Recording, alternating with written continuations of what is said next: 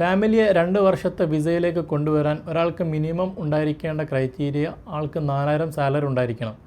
Total salary 4000 ഉണ്ടായാൽ മതി. ചില ആളുകൾക്ക് സംശയമുണ്ട്, 2000 സാലറിയേ ഉള്ളൂ ബേസിക്ക്, മറ്റുള്ള അലവൻസ് എല്ലാം കൂട്ടിയിട്ട് മൊത്തം നോക്കുമ്പോൾ ലേബർ കോൺട്രാക്റ്റിൽ 4000 ഉണ്ട്.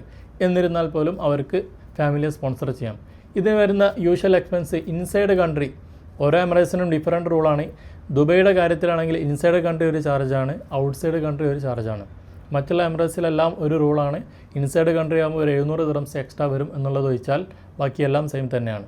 പക്ഷേ ദുബൈയുടെ കാര്യത്തിൽ ഇൻസൈഡ് കൺട്രി എൻട്രി പെർമിറ്റിന് ഒരു ചാർജും അതിന് പുറമെ ചേഞ്ച് സ്റ്റാറ്റസിന് വേറെ ചാർജും തന്നെയാണ്.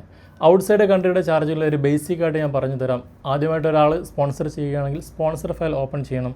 അതിനുശേഷം എൻട്രി പെർമിറ്റ് ഒരു 400 സംതിങ് ആണ് അതിന് വരുന്നത്. ശേഷം ആൾ UAE എൻ്റർ ചെയ്തതിന് ശേഷം മെഡിക്കൽ ടെസ്റ്റ്, കുട്ടികളുടെ കാര്യത്തിലാണെങ്കിൽ മെഡിക്കൽ ഇല്ല, 18 വയസ്സിന് മുകളിലുള്ളവർക്കാണ് മെഡിക്കൽ ടെസ്റ്റ് വരുന്നത്. ഇത് കഴിഞ്ഞാൽ എമിറേറ്റ്സ് ID അപ്ലിക്കേഷൻ, ശേഷം 2 വർഷത്തെ റെസിഡൻസ് പെർമിറ്റിന്. ഇതാണ് പ്രോസസ്സ് വരുന്നത്. ഏകദേശം 2000 ദിർഹംസോളാണ് എക്സ്പെൻസ് വരുന്നത്.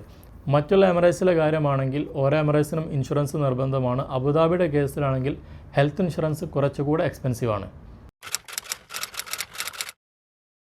ന്യൂബോൺ ബേബിയുടെ വിസ പ്രോസസ്സ് എങ്ങനെയാണ്? UAE ഒരു കുട്ടി ജനിച്ചു കഴിഞ്ഞാൽ ആദ്യമായിട്ട് വരുന്നത് കുട്ടിക്ക് ബർത്ത് സർട്ടിഫിക്കറ്റ് ഇഷ്യൂ ചെയ്യുക. ഓരോ എമിറേറ്റ്സിലും ഡിഫറൻറ്റ് റൂളാണ്. ചില എമിറേറ്റ്സിൽ പാസ്പോർട്ടിന് അപ്ലൈ ചെയ്യുമ്പോൾ ബർത്ത് സർട്ടിഫിക്കറ്റ് അറ്റസ്റ്റ് ചെയ്തിരിക്കണം. അബുദാബിയുടെ കേസിലാണെങ്കിൽ അറ്റസ്റ്റേഷൻ നിർബന്ധമാണ്. എന്നിരുന്നാൽ പോലും ഈ ബർത്ത് സർട്ടിഫിക്കറ്റ് എപ്പോഴും അറ്റസ്റ്റ് ചെയ്തിരിക്കുന്നത് നല്ലതാണ്. ഫ്യൂച്ചറിൽ കുട്ടിയൊക്കെ പുറത്ത് എന്തെങ്കിലും ആവശ്യങ്ങൾക്ക് നോക്കുന്ന സമയത്ത് ആ ബർത്ത് സർട്ടിഫിക്കറ്റ് അറ്റസ്റ്റ് ചെയ്ത വെർഷൻ നിങ്ങളുടെ കയ്യിലുണ്ടായിരിക്കൽ നല്ലതാണ്. ഈ ബർത്ത് സർട്ടിഫിക്കറ്റ് ഇഷ്യൂ ചെയ്തതിന് ശേഷം ആദ്യത്തെ പ്രോസസ്സ് പാസ്പോർട്ടിന് അപ്ലൈ ചെയ്യുകയാണ്. ഫാദറും മദറും ഒന്നിച്ച് പോകേണ്ടി വരും. പാസ്പോർട്ട് അപ്പോയിൻമെൻറ്റ് കിട്ടിക്കഴിഞ്ഞാൽ കുട്ടിയെയും കൂട്ടി ഒരു ഫോട്ടോയും കയ്യിലുണ്ടായിരിക്കണം. അപ്പോയിൻമെൻറ്റ് BLSൻ്റെ ഓൺലൈൻ വെബ്സൈറ്റ് വഴി എടുത്തുകൊണ്ടാണ് പോകേണ്ടത്. നോർമലി ന്യൂബോൺ ബേബി ജനിച്ചു കഴിഞ്ഞാൽ 120 ദിവസത്തിനുള്ളിൽ Emirates ID and visa application ചെയ്തിരിക്കണം എന്നാണ്. ഡിലേ വരുന്ന ഓരോ ദിവസത്തിനും 50 ദിർഹംസ് വീതം പിഴ ഉണ്ടായിരിക്കുന്നതാണ്. ഇനി 120 ദിവസത്തിനുള്ളിൽ തന്നെ Emirates ID application, residence visa application, ഇത് മാത്രമാണ് ന്യൂബോൺ ബേബിക്കുള്ളത്. അതല്ലാതെ പുറത്തു നിന്നും ഫാമിലിയെ കൊണ്ടുവരുന്നത് പോലെയുള്ള പ്രോസസ്സല്ല. ന്യൂബോൺ ബേബിക്ക് എൻട്രി പെർമിറ്റോ അല്ലെങ്കിൽ ചേഞ്ച് സ്റ്റാറ്റസോ കാര്യങ്ങളോ ഒന്നും ഇല്ല എന്ന് കൂടെ ഓർമ്മിപ്പിക്കുന്നു.